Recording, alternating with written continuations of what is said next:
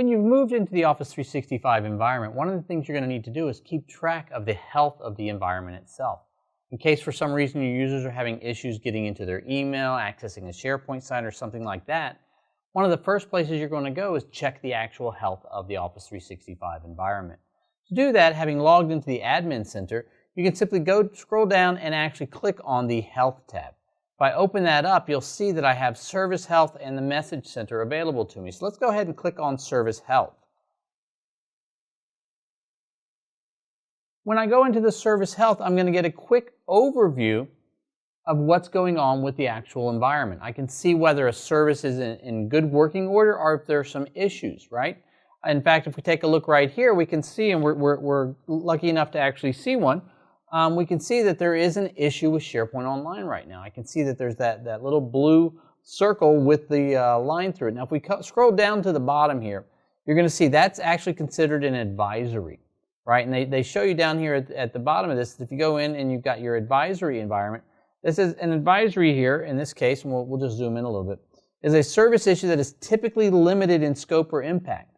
So it may not be impacting your users, whatever's going on with that right now, or maybe it is. If instead we actually saw an incident, we'll just click on incident here and zoom into that, this is usually a problem that has a much wider scope of impact, and more users are actually having a problem with that. So that would be the case there if we were actually working with it there.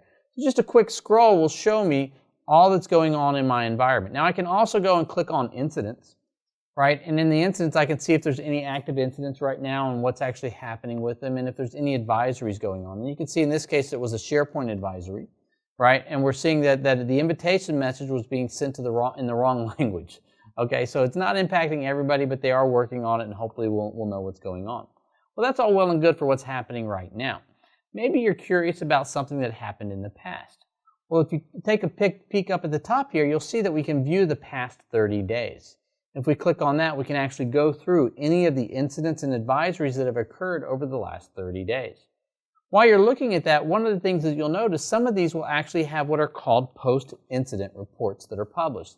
So you can see right there we have this post-incident report for the Office subscription. So let's go open that up and take a look and see what it's all about.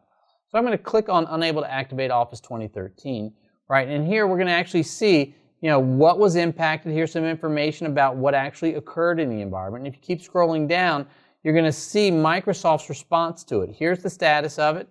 Here's the user impact and the scope of it and how they're going to try to deal with that in the future. And this is a good place to look. If somebody always asks you, and I know I've worked with people who've always asked, well, okay, we know that it happened. We understand that it happened. What's Microsoft going to do to prevent that from happening again? Those post-incident reports will actually give you a little look into the process that Microsoft's putting into place to try and prevent that from occurring in the future.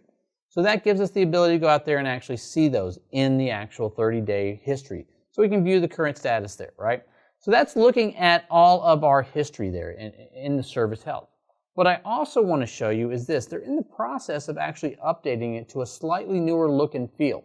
So if I go up here and I click on the Go to version 2 Service Health page, and I click on that and open it up, you can see I'm getting the same information, but it's being presented to me in a slightly different manner.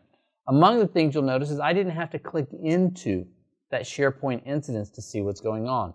They're having an issue. They're telling me right on the banner that there's an issue, and I'm seeing exactly what's happening in that, right? So I'm getting access to that.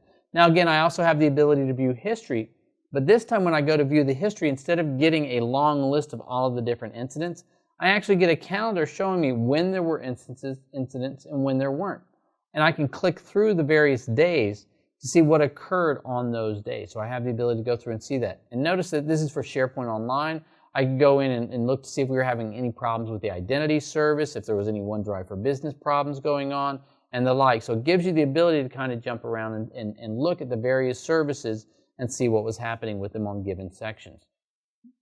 Having the ability to look at these health reports is going to help you better understand what's happening and why a user may or may not be able to access a given service right now.